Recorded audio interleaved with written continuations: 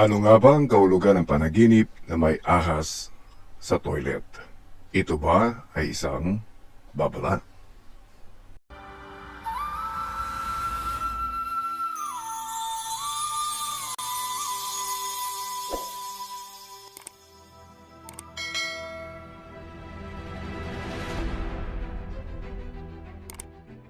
Welcome back to Patnubay TV.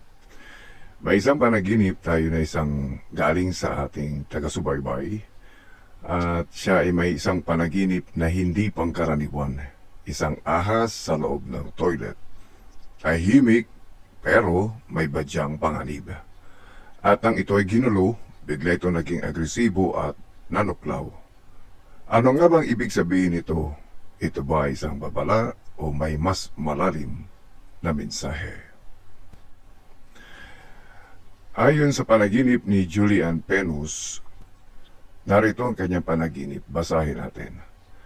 Panaginip ko, nag-CR ako pero nasa bowl siya, hindi ako natapos mag-CR noon, papalis na ako. Sinabi ko sa kasama ko, anak ko, sa panaginip, na umalis na tayo. Yung lalaki naman na sumunod sa akin sa CR, hinawakan niya yung ahas na green, kaya naging agresibo yung ahas na tahimik lang na nasa bowl.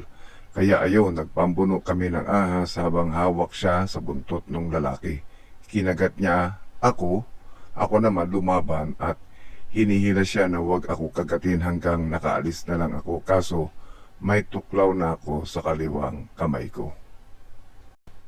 Ang toilet ay simbolo ng paglilinis. Ang toilet sa panaginip ay kadalasang simbolo ng paglalabas ng negatibong emosyon o kaya ay pag-alis ng problema o bigat sa buhay. Ngunit sa panaginip na ito, may hadlang. Ito yung ahas na nasa bowl. Ang ahas ay simbolo ng babala o panlilinlang. Sa maraming interpretasyon, ang ahas ay maaaring tukso, panlilinlang o isang taong hindi mapagkakatiwalaan.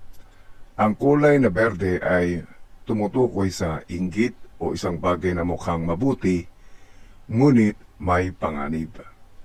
Yung lalaki na humawak sa ahas, maaring ito ay kumakatawan sa isang tao sa iyong buhay na nagdudulot ng problema o isang sitwasyon na ginulo ang dapat sana ay tahimik.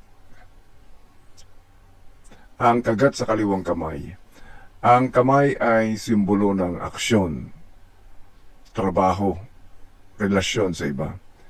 Ang kagat ay maaring babala na ikaw ay masasaktan o may taong makakasakit sa iyo emotionally o spiritually. Ang panaginip na ito ay maaring nagsasabi sa iyo, Julian, na may bagay sa iyong buhay na kailangan mong iwasan. May taong hindi mo dapat pagkatiwalaan at may sitwasyon na mas mabuting layuan kaysa labanan. Minsan, ang tunay na laban ay hindi sa pakikipaglaban mismo, kundi sa pag-iwas. Ikaw, mga kaibigan, nakaranas ka na ba ng ganitong panaginip?